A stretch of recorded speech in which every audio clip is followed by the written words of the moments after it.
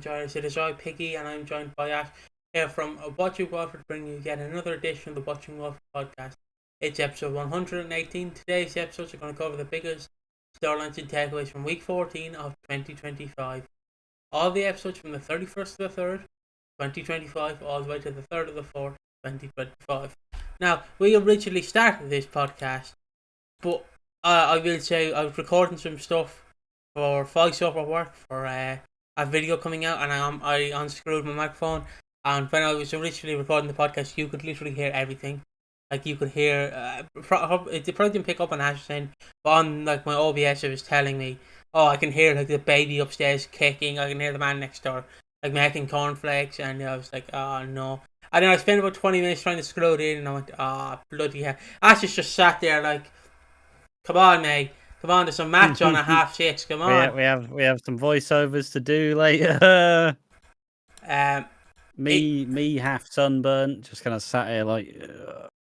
But it does I'm happen. Getting paid for this. He doesn't get paid for it. No, he doesn't. But so I just went down to my father. Because that's what you do when you struggle with something. You go down to a parent or a brother, and you're like, "Can you help me, please? I'm really stuck." Especially when it's hard when you run out of loo roll, because then they just make fun of you. But I guess without further ado, I should go through the topics. So first off, we have the introduction, which we are doing right now. We have Lauren and Peter get engaged. Sonia, Ruby, and Kathy all grieve over Martin / the Bianca stuff / someone returns, and Vicki Fowler also returns in the awards and in the after show. So without further ado, are you ready? Let's get into Lauren and Peter get engaged. Look at that, I kept the same timestamp as the first one. I am a bloody genius. I'm not a genius. I'm not. So where do we start? Well, as I alluded to in the first podcast, that was never going to see the cutting room floor. Peter was originally going to engage Lauren in December. He was going to sneak the ring in the Christmas pudding, and then it was going to be a lovely thing. Oh, you cut the pudding. I've got the ring. Oh, will you marry me? La la la la la. Although it would be funny if he did put the ring in and accidentally Junior picked it up. Not Junior. Kojo gets the pudding. But obviously Lauren was a bit too high off the perks, and she just couldn't give a coherent answer. So she didn't really do it. He got angry with her, and then obviously she thinks she hit Cindy Beale on Christmas Day, which didn't happen. You'll find out in a second.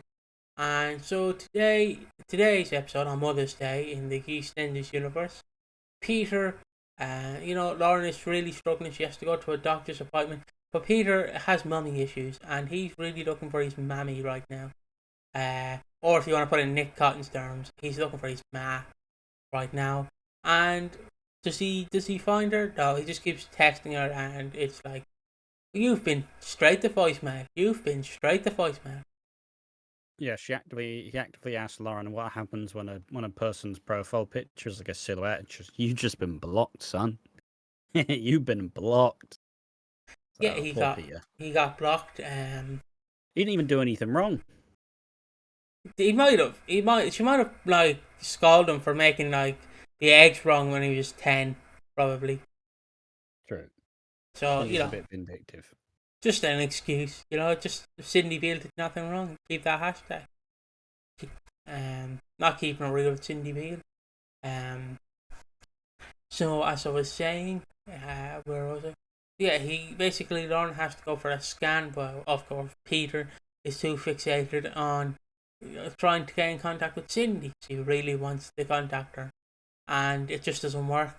Lauren goes for the scan. The baby's alright. The tablets haven't affected the baby.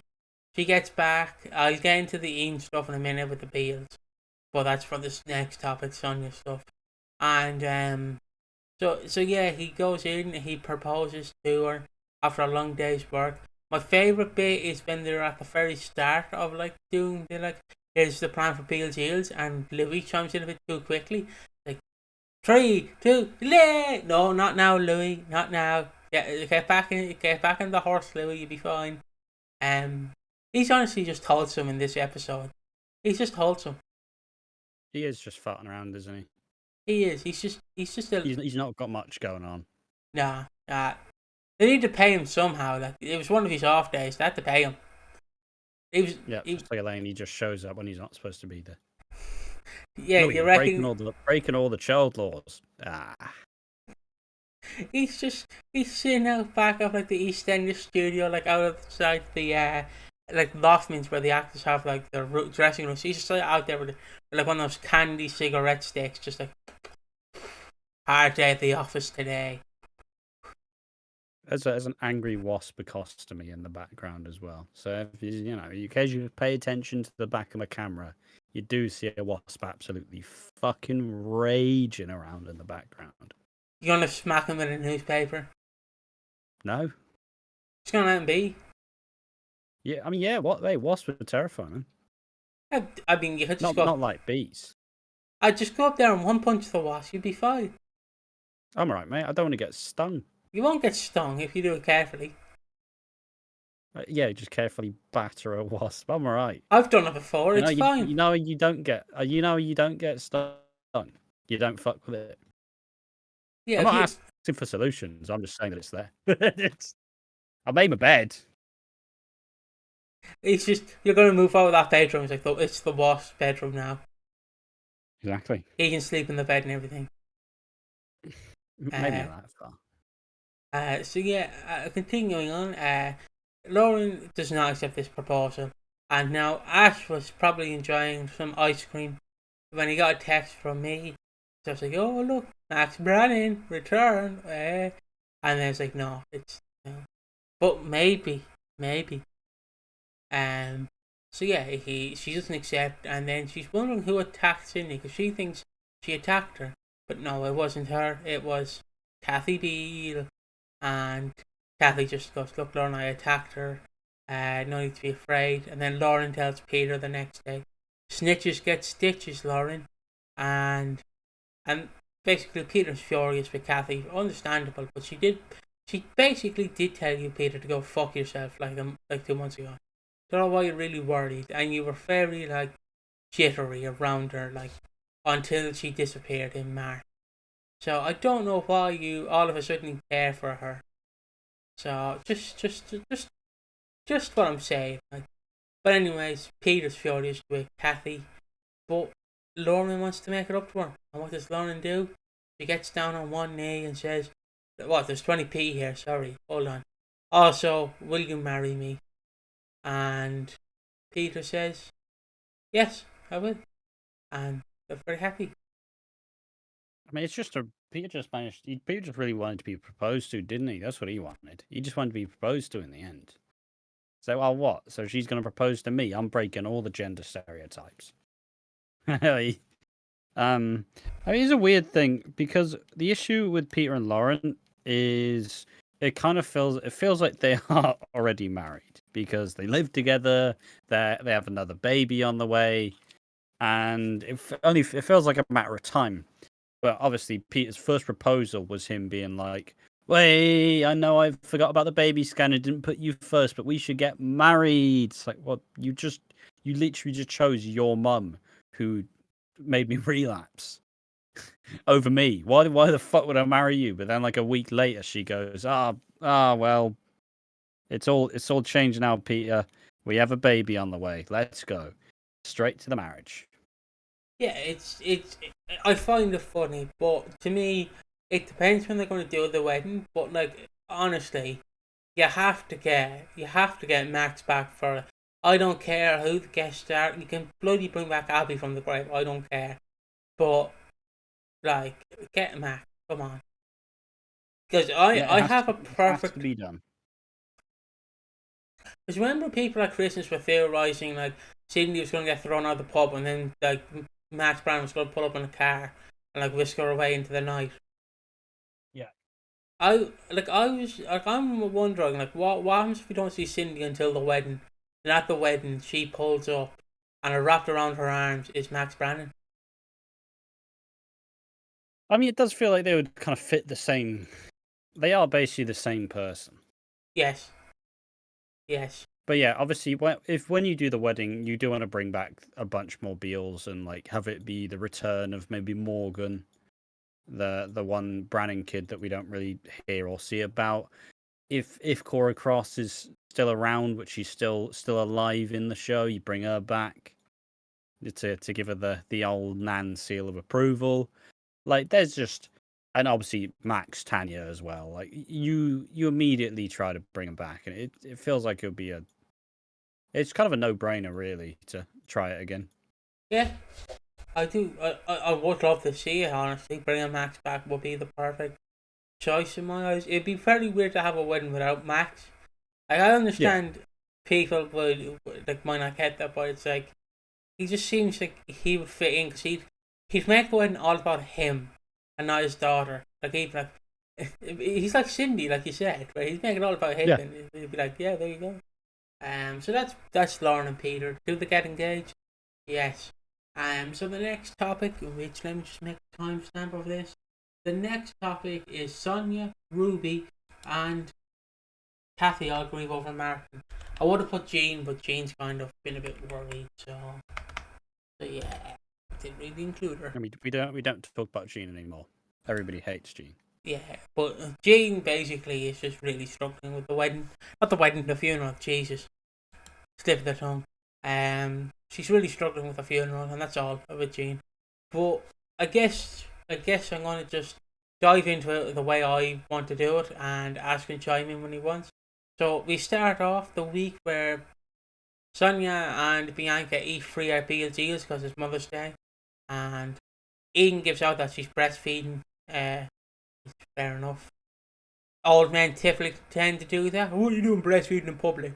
Ah, fuck off. Doesn't mind it when someone's wearing a bikini, but when someone's doing something as natural as feeding a child, it's like, oh god, you put people off their food. Grow up. I would have shit on your food. How does that feel? How does that feel, lad? It's perfect. It's in Ian Beale's nature to be like, not against it, but just be like, He will kick up a fuss no matter what. Yeah, he'll remember that for like years to come. Also, we see a new woman. I forget her name. You know her name? I don't even know if her name was mentioned. She definitely was, but I don't remember it now. There's this new woman, and she basically leaves a bad Yelp review for old Ian Beale, saying it's one of the worst restaurants. The customer service was terrible. And I'm like, leave Louis out of this, lad. He's trying his best. He's only 7, or 8. He's the best pot washer in the West. Do you reckon that's why? Do you reckon why they bring him on set for? They don't bring him on to do scenes. They just bring him on to wash dishes. He's not even an actor. He's just pot washing. I said he's not even an actor. He's just pot washing. He's just some kid job they picked up from the outside L Street. He's trying to get on set, lad. Give us a few scenes. So yeah, just keep going on. Yeah, so this woman is like, "Do you want to go for a drink, Sonia and Bianca?" Bianca's like, "Nah, sorry." And Sonia's like, "Go on, you deserve one." So Bianca goes on a few drinks with this lady. Well, this lady, just like us. Also, this woman gains favour by leaving that review, and then Bianca goes, she basically like, "Is that a fucking journal?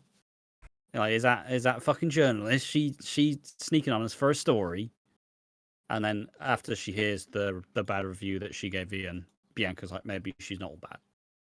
Yes, and basically I don't think worse, but they have a few drinks, and just like us, she's a podcaster, and she wants the scoopity-doopity on the old Bianca Reese Sonia not love triangle, kidnapping / sent to prison / killing wife / you know everything, you know the whole story. If you don't, you'll find out in the video soon. Hooray. It's the only one I spoil because it's Reese. But yeah, so Bianca's like, "Nah, I don't want to do it." And then she tries to talk to Sonia. Sonia's like, "No, don't do it, please. I'm grieving." And Bianca's like, "I'm grieving too. I was held captive. You were in prison. At least you got fed. I got fucking digestive biscuits and pot noodles. What did you get?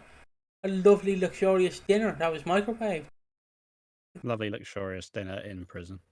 Known for its food quality.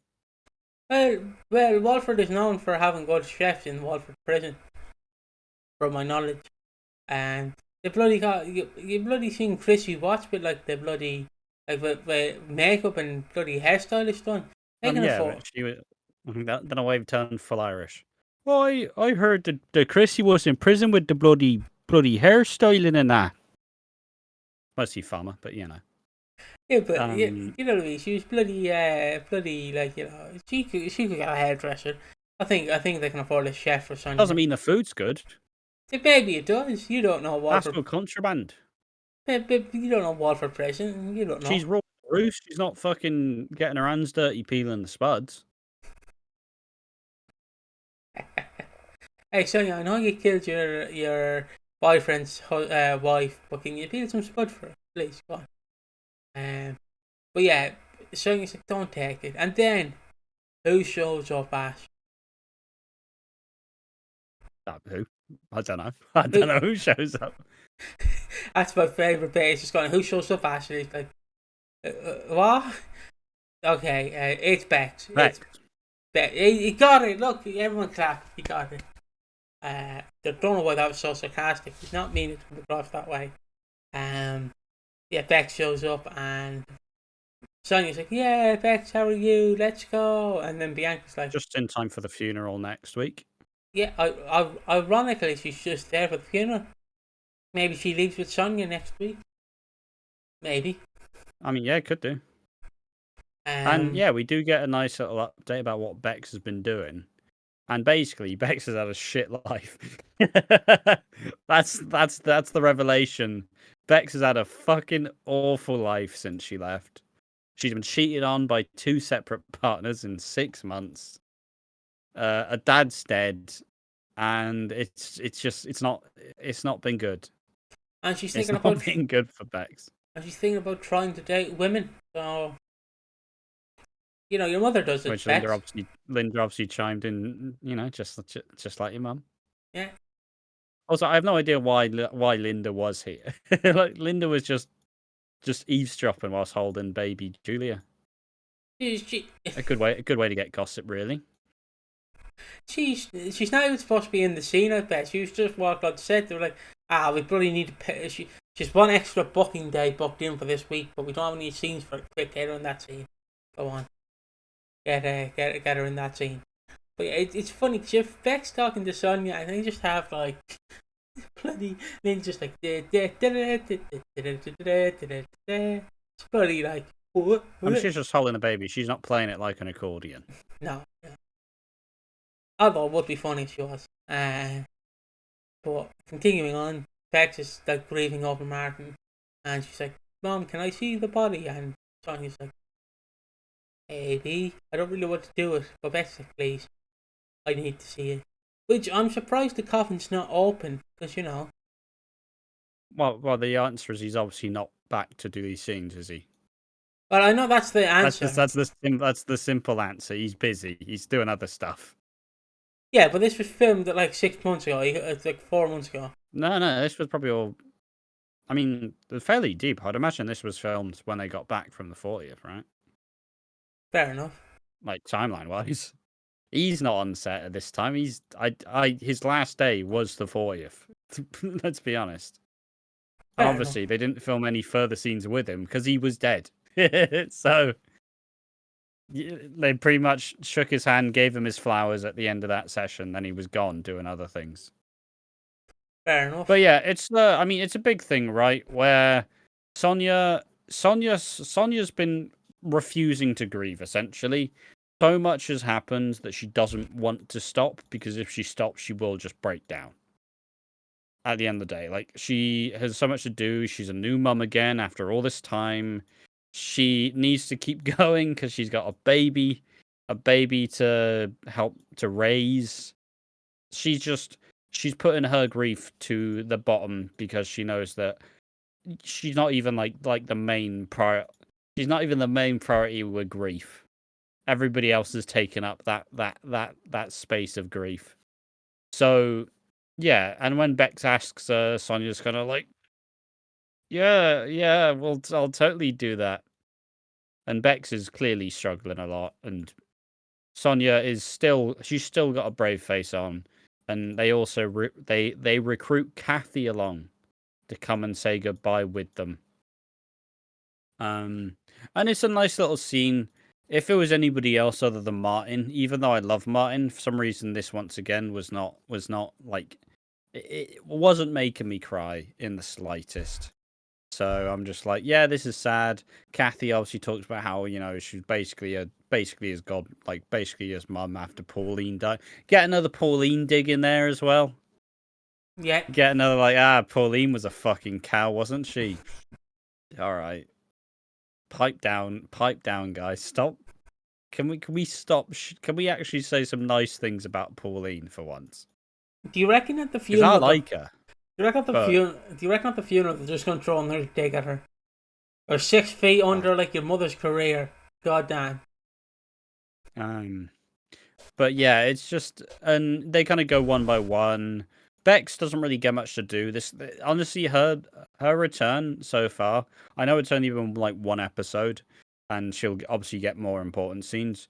But this kind of describes how Bex is treated her entire time on the show, where it's like, oh, and Bex time to acting, and here's what Sonia thinks and says, like, you give me motherfucking time to act, please. Because it's like Bex like stands up to say goodbye. All she can muster is like dad like twice, and then she just fucking sobs. And yeah, just kind of there's no secret as to why Bex left. Is because the writers fucking had no idea what to do with the character. But it is nice to see it back. Sonia then kind of finally opens up and is like, all right, you know, Martin. It's just kind of just grappling with a bit of the like grief. Because knowing that, like, despite Martin being with Sonia for like the first 10 years of his life, pretty much. Well, not first 10 years, but, you know, like ever since he'd been in relationships, for pretty much the like first 10 years of his life, raising their like first kid together. Like it was always Martin and Sonia, and like you know, since the 2010s onwards, it's pretty much been Martin and Stacey. So she doesn't even really feel like she is grieving as much as she should, because Martin probably is the love of Sonia's life. I highly doubt there'll be another one that will come even remotely close to Martin, but for the last like decade or so, she's not really been that much of a presence. Like they've still supported each other, but it's still not been that big of a deal overall. So she's kind of grappling with being confused about how to feel, because she is the Martin is the love of her life, but Martin wasn't really hers. So it's just kind of conflicting emotions, and it's an interesting scene. I don't know, for some reason I just can't really take Sonia too seriously being sad. I don't know why. Probably just a me thing. See, it's gonna be a weird nitpicky, but the only reason I can't take Sonya being sad is because every time they do make her sad, bloody digital spy the sun and everything, and it's just used her sad face as like the actual photo of her. So like her when she was fighting Reese was just like, oh, come on, give Natalie Cassidy her flowers. But to like add on to your point, it's also weird because they're trying to do this as a serious funeral, but it's literally Ruby being like, he's the love of my life. Even though you've only met him and had Chipotle once. Like, calm down. So, also Ruby does have her scenes here which like, am I not allowed to grieve, blah blah blah blah blah, you're dead, blah blah blah blah, you're my boyfriend, blah blah blah blah blah. Well, especially why would you, if you would have stayed with me, you wouldn't have died. Yeah. Just gonna hold in that like bit of grief around him. Stacey's gonna get her flowers next week. Stacey's gonna get what she wants. I mean, it's just a simple thing nobody really wins. To be fair, what doesn't help is I've also not really given that much of a shit about Martin's death either, which is kind of odd, despite me being one of the biggest Martin Fowler stans.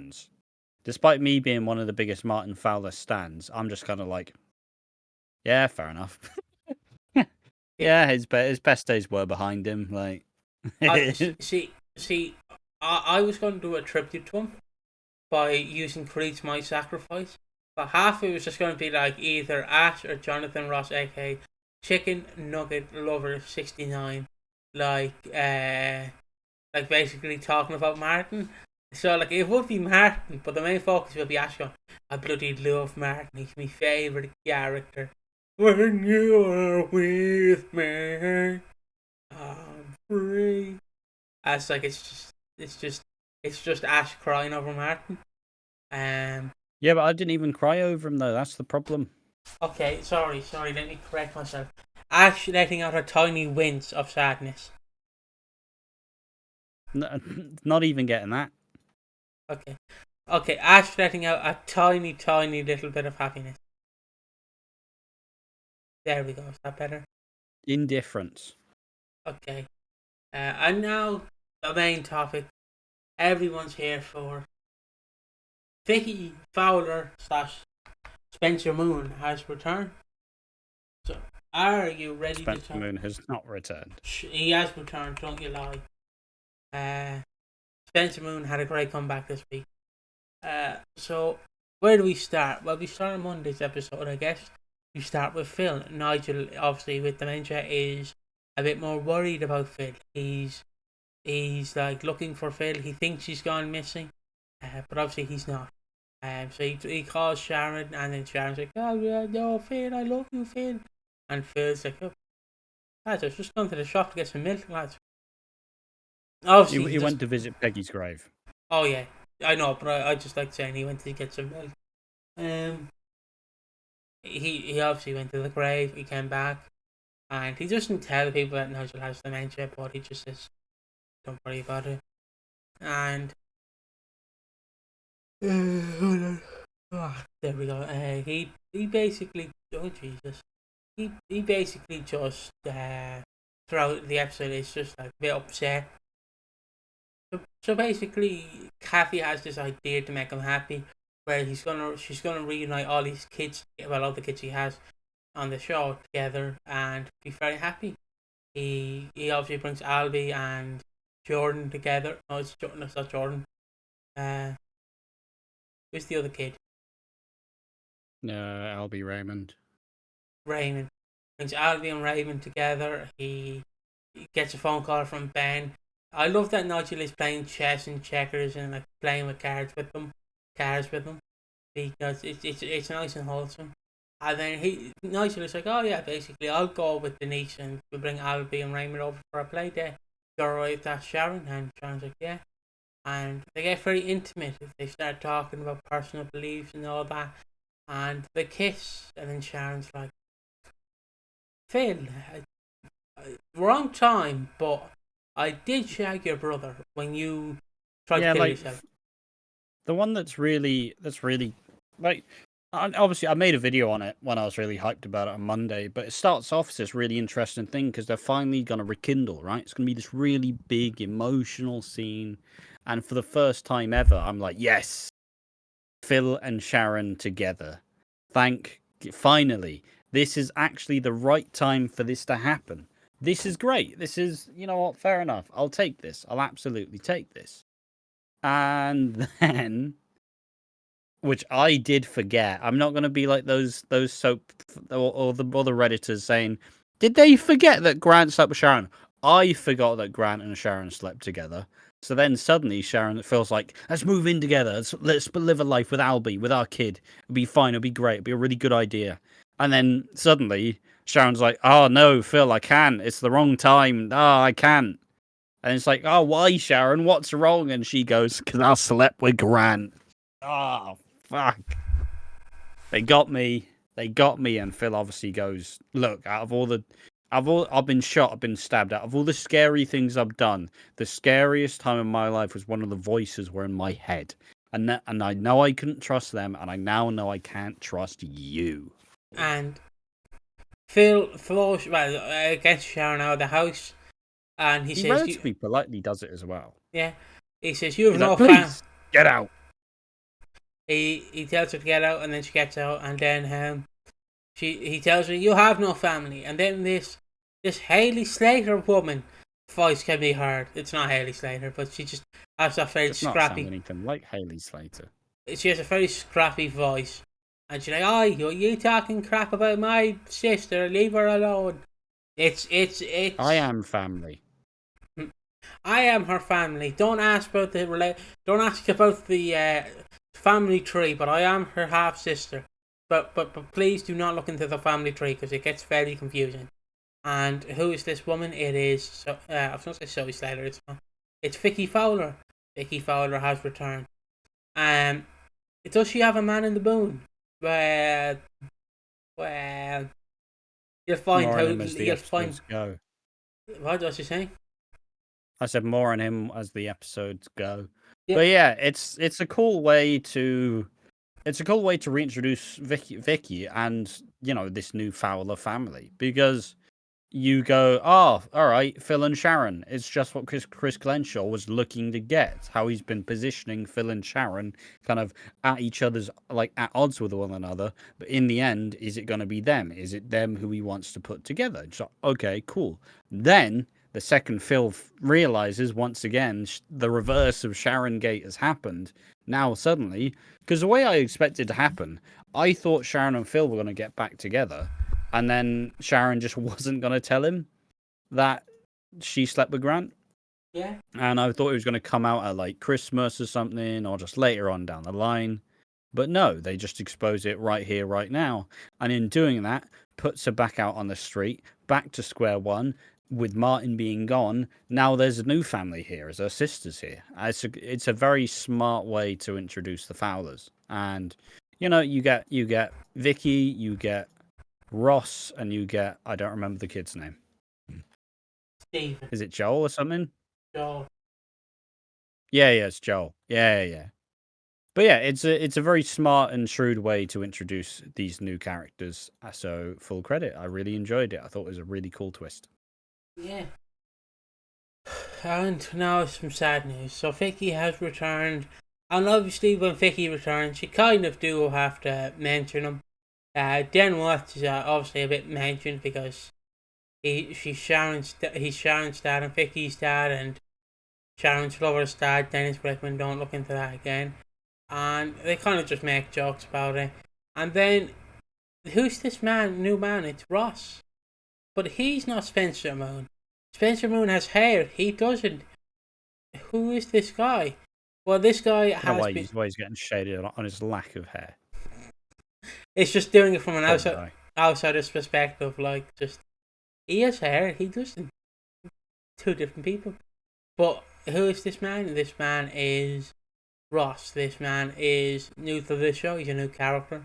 And basically, Vicky lies and says, yeah, Spencer cheated on me, so I got this man here. Went to the toy factory, picked him out, grand. And the sheriff's like, alright, fair enough. And then Zach goes to the Minute Martin, picks up a bottle of champagne, goes to celebrate. Alfie grabs it and is thinking Spencer's back. He goes over to the house and he's like, hey, because obviously Zach's like, hey, Sharon's sister's here. And he's like, Vicky? Vicky's here? And then he's like, oh, it's Spencer with him. He goes, and Zach, obviously not knowing who Spencer is, just, yeah.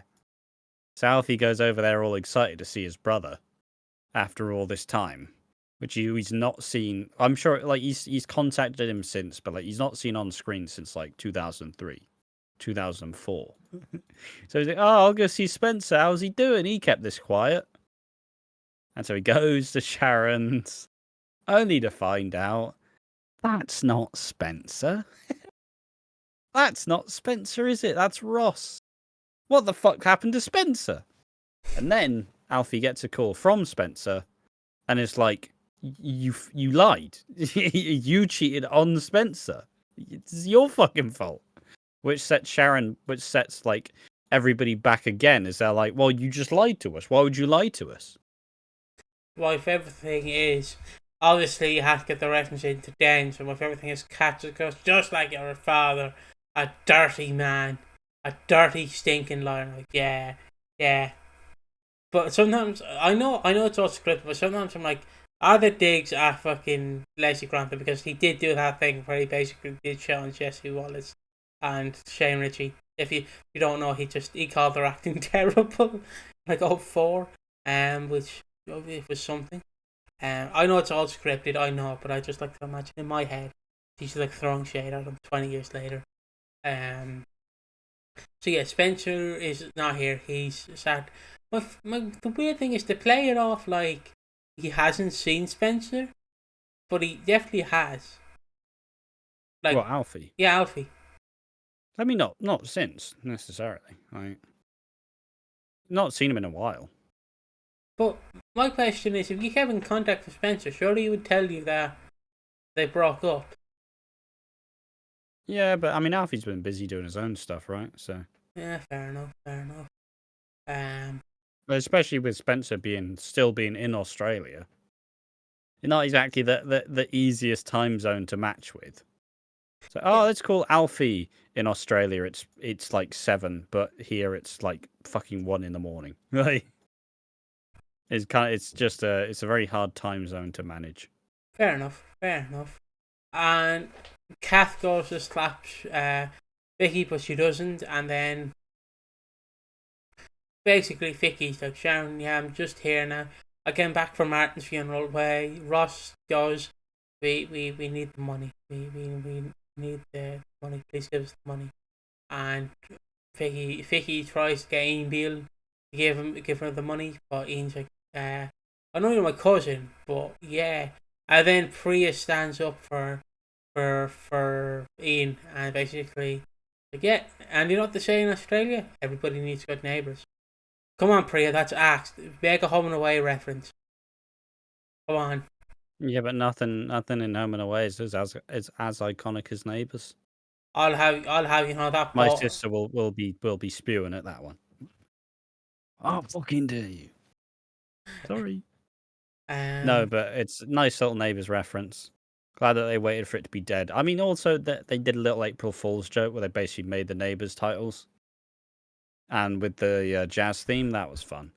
I really wanted that to be the intro, like going forward, but it's not. I know it's not, but I'd love it. Like I would have loved, right, if they didn't upload that until 8 p.m., but they actually used it in the first episode. Just like with no context, they just used it in that one episode and then left it at that. I know they wouldn't do it, obviously, but it would have been funny in my eyes. Just like that one episode's used, and then it's like, okay. But yeah, I did love it. Yeah, and it just generally it's interesting enough with how now there's more secrets, right? As Ross kind of reveals, like, we aren't just here for the funeral. We aren't just here on Michelle's behalf. We're here because we need money, and that's a mystery that's slowly unfolding throughout the week of why do they need money? And after being told after Ian standing up to Vicky, she's much scrappier than I expected her to be. It's like, well, basically, I'll fuck you up, Priya. Shut your fucking mouth. You don't know me. Fuck off. Like, it's just immediately, like, ready to just fight. And Priya's like, what? So you haven't seen her in, like, 20 years and she's immediately asking you for money? I know a scroungel when I see one. And so Ian tells Sharon, who Sharon is appalled.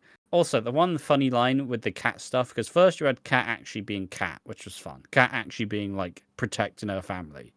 And then you had Sharon have one of her stupid one-liners, like, I've got scallops in the oven. No one spoils them. Some shit like that. Some really good, stupid, campy Sharon line. And yeah, so Sharon confronts Vicky, like, hey, what the fuck is this? You lied to me.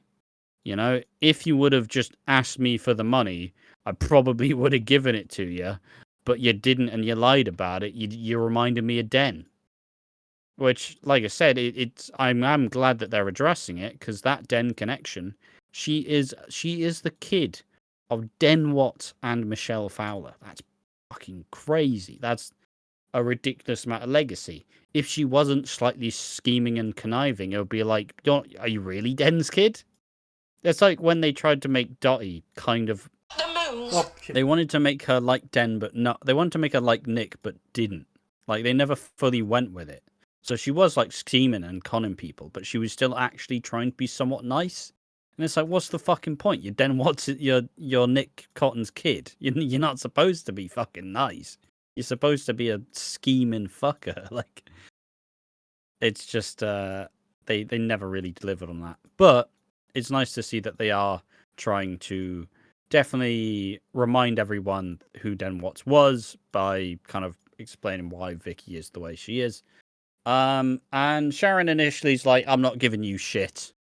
If you didn't lie to me, I would have helped, but you did lie to me, so get fucked, essentially. But then in a conversation with Sharon, she's just kind of like, it's family. I'm sure whatever debts she does have, it's not that important. She learns that it's Ross's, so she's like, oh, is it really important that this is a thing? Why would I help him? I don't know him better than like anyone. Like, why would I do that? But through a bit of coercion, Sharon kind of decides, you know what? Fair enough. I will help you with the money.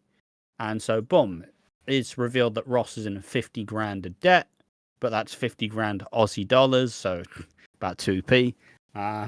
Chuck a quarter at him, easy. And all the debts will be wiped. Sharon offers to help.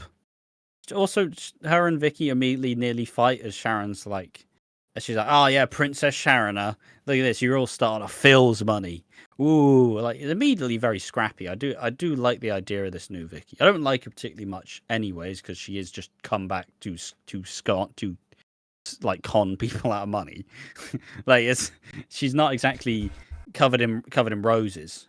And I don't think anybody's supposed to like Vicki in this current form right now. Obviously, we'll see more as time goes on. But Sharon offers to give them money. They celebrate their little victory. And then in a little conversation with Ross and his son Joel, Ross kind of exposes that the money isn't actually his debt. It's him covering for Joel for something that Joel did. What we don't know what it was that he did though. So it's a lot of like it's a bit of a mystery as to why do they need this money, and that we now just know that Joel probably did some unsavory things or he's stolen money from someone, etc., etc. We don't know why they need the money, but we all inevitably find it out. The quote, by the way, was, "The moons have ruined Vicky's life," and then Kat goes, "All right, but they will not ruin my scallops." So yeah, there's his Sharon one-liner. Yeah, that's pretty much the week of the new Fowlers. My favourite bit, right, and it's because I'm thinking about this in a sense of like this is the first time you're meeting someone, like, and you're bringing them to a new place that you grew up in. My favourite bit is Vicki and Ross sitting on Arthur's bench, and then Vicki just points to the Queen Vic on. My dad conceived my mum in there, or my mum and my dad shagged in there, and I was conceived. I'm like, that's an interesting conversation starter. But like your dad bringing you upstairs, going, yep. you see that bed, son? I fucking made you in that bed. Okay, Dad. Thank you, Dad. That's something. Fair enough. Yeah, just nothing. It was just something funny. It's also weird because I have to kind of paint in a light that I then like did sleep with a 16-year-old, but also try not to like muddy it, because he did technically do that. He did coerce a 16, 17-year-old and slept with them, and then I mean, it was a consensual act, right? It's just, why would you go for Den? Like he's, I mean, in 85. I mean, Michelle in that time period was just kind of like flirting with everyone. Like there were scenes of her trying to flirt with Ali. Then Ali goes to make a move, and then she backs off. Like she was just flirting with a bunch of the older men, pretty much. Yeah. In my vague recollection of 85. And so Den could be charming. I mean, you've seen him hop over that bar. It's a good hop. It's a bloody that is a good hop. But anyways, enough about that. It is now time for the. Well, I suppose it's just general. How do you feel about recast Vicki Fowler? How do I feel? I'm in two minds about it, because on the one hand, I would love Michelle to show up to the funeral. I know I'm going to hear people in the comments going, let it go. But you literally have two versions of Michelle. You can bring back the other one. It doesn't have to be Susan Tully. Susan Tully would be perfect.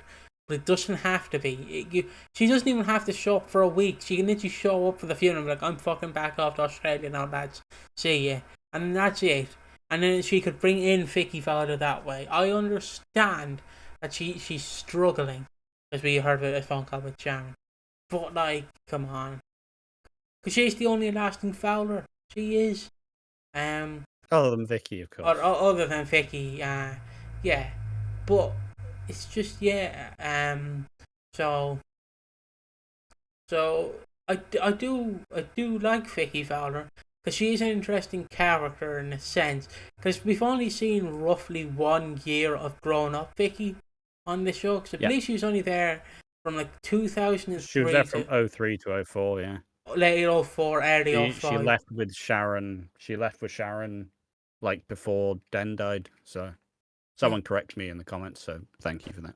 And obviously, so it is nice. It's also nice that Den's legacy does live on again in some form. Until they decide to kill her off in a year's time because she was shit.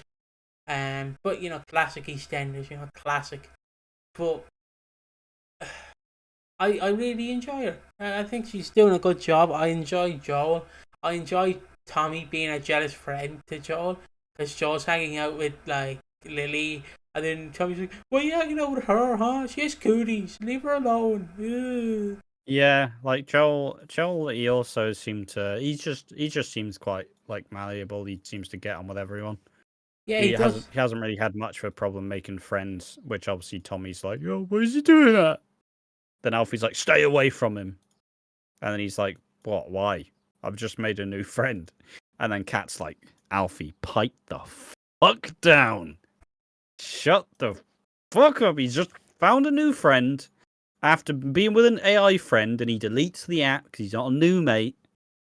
And it's, Alfie, shut the. I believe Kat says, "Rein it in," which is great. Fucking, like I said, it's nice to see Kat with some like actual like gusto behind her. But I don't mind them so far.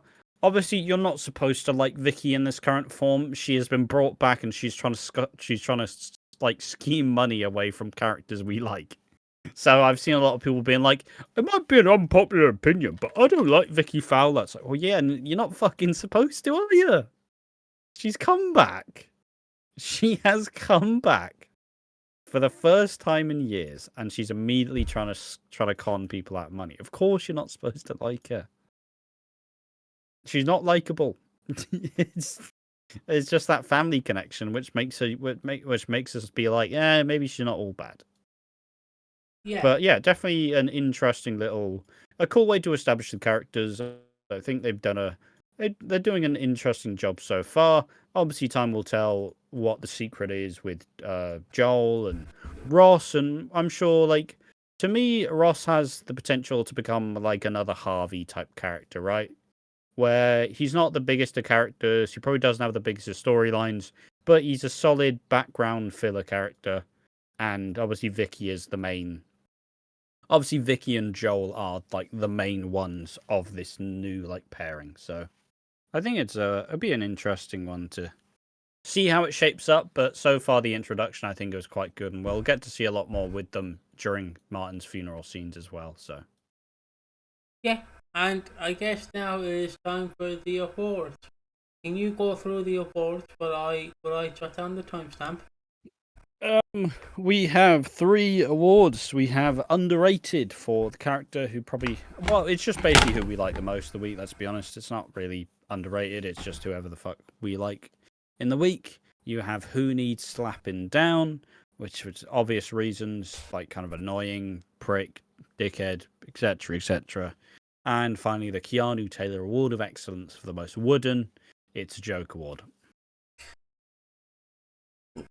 Oh, sorry.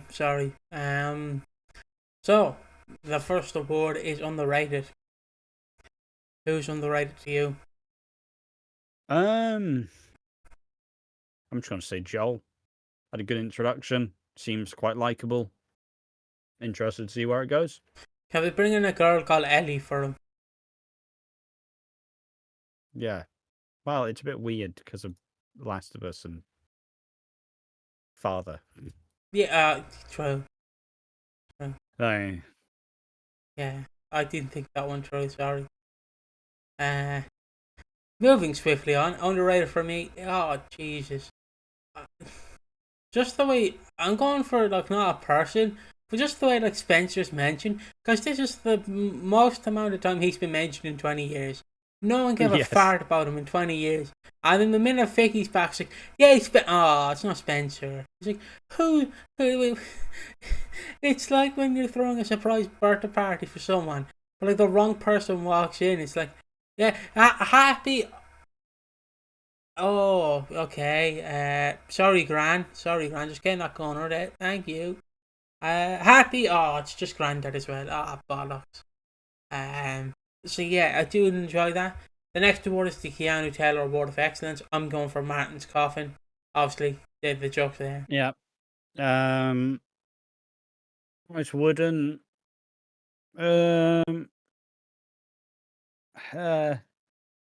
Linda stiffly jostling the baby about. Fair enough. And the Who Needs Slapping Down Award. Vicky, really? Trying to steal money from everyone. It's not on.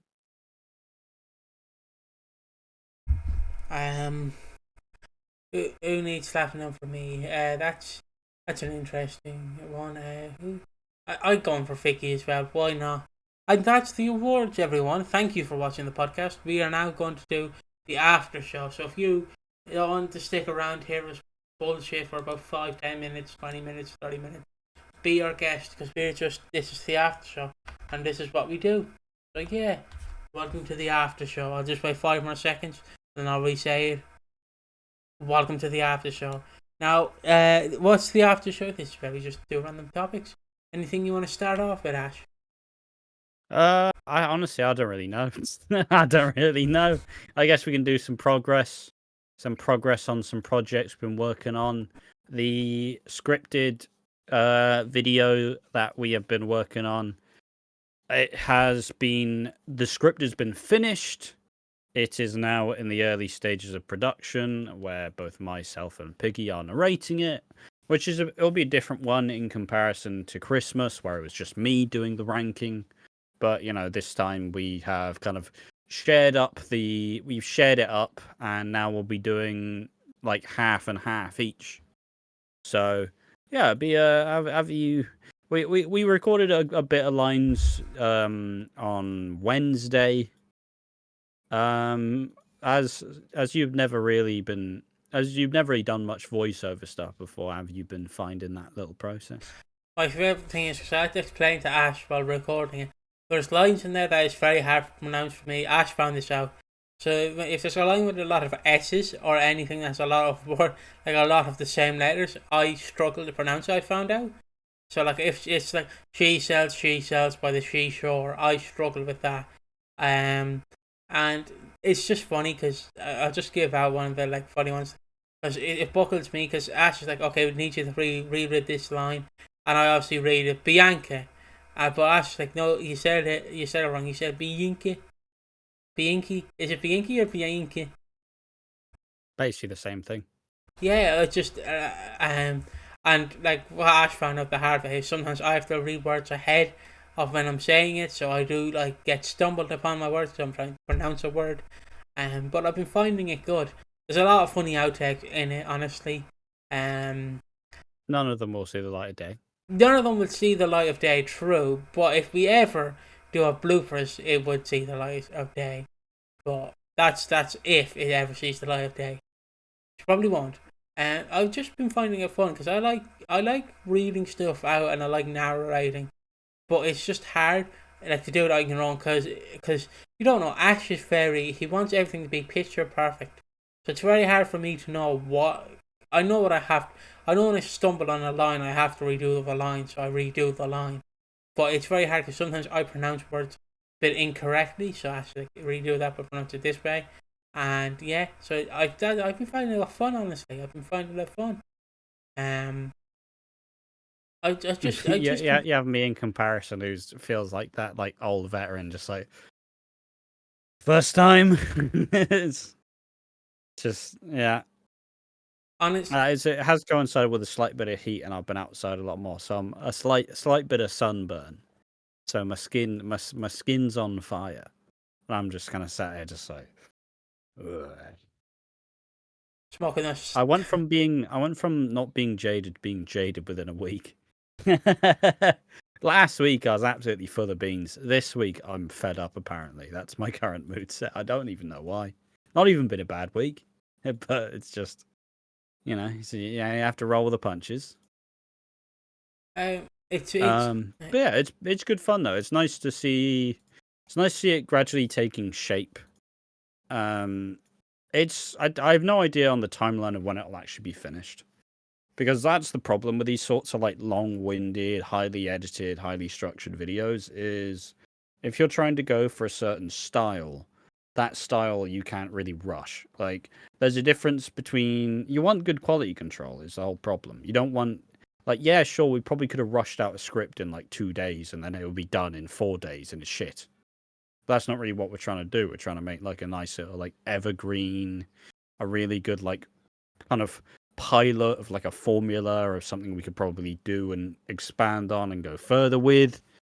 But it's been good fun. It's been good fun to also just do a bit of extra research with some of this stuff and get a bit more acclimatized to some soap story stuff that I haven't really thought about in years or haven't really given myself the time to actually like get into properly. It's been good fun, honestly. Like as kind of funny before we started recording. It's just I was telling Piggy how at some point in the future he'll just be able to read all his own lines without me there. And then I was telling him this, and he started looking at me like I told him that he's not getting the sweets that he's getting tonight. What? She's gonna leave me? So yeah, hopefully you can record all your lines by yourself, and I don't have to sit through you reading all your lines. Just like I'm like. Like Piggy wants to sit through me recording my lines, and I'm just saying like he's depriving me of my loner pleasure. Me going crazy by myself, recording my lines for 2 hours. That's my special space. Interrupting that. But yeah, I don't think I've any more to add. Do you have anything to add? No, not really. I don't know. Just been naturally a bit fed up for no real reason. So I've not really had much to contribute. It was a decent week of EastEnders, I'll say that much. Was a good week. Did enjoy it all. Watched it when I woke up most of the days. It's all been solid. I'm just not really I just don't really have much to wax lyrical about. Decent general progression. Nice little ascendancy. I am going to be happy to get the Martin funeral stuff over and actually trying to channel away from the 40th anniversary stuff as it generally goes on, because the Martin funeral has been kind of mind-numbing in a way, because it's kind of felt like this onward battle where it's like, hey, look, we're gonna have the funeral soon, guys. Yeah, it's soon. Yeah, and here's Ruby being a bitch to everyone for 3 weeks. Yeah, Stacey's fucked off, and now Jean's a cow because Stacey fucked off, and it's just kind of it's been a very weird set of circumstances, because obviously Lacey Turner is gone on maternity leave, so she had to have a reason to disappear for now. It's kind of been it's been good. It has been good, not to like take away from it, but it's also I at this point am quite excited to put Chris Glenshaw in like behind us and see what Ben Wadey does have to offer. Yeah, and I think that's where we leave the podcast. Honestly, we've a few more lines to I have a few more lines to record, and I don't want to keep Ash waiting any longer because I had to fix my microphone like an hour ago, and I spent about 30 minutes because being dyslexic and stuff, it's hard to find the hole. That's what I keep telling myself. So I had to go down and obviously talk to the big man, the leader of the house, and he helped me. Yeah, but I did disturb him watching the horse racing, so yeah. We will. He will remember that. He will remember that. So we will see you in the next one. I hope you have a lovely weekend. We might be live tomorrow if you stuck around, or it depends if the funeral episode's getting a pre-early release or not. it's getting an early release, we will be releasing our reactions the same day, and the Walford on Tap, because it's kind of, it's a They're special big episode. episodes. They are big episodes. Yeah, and I don't know, we probably won't be covering the whole week, just the funeral episode, and then that'll be it. We won't do watered down reactions. If we're doing it, we'll just upload the reactions of full, so you can it's a watch along basically. And then there will be Walford on Tap, and that will be it. So yeah, so we will see you in the next one. Have a lovely time. Don't forget to like, comment, and subscribe, and we'll see you again. Bye bye. Bye bye. Bye bye.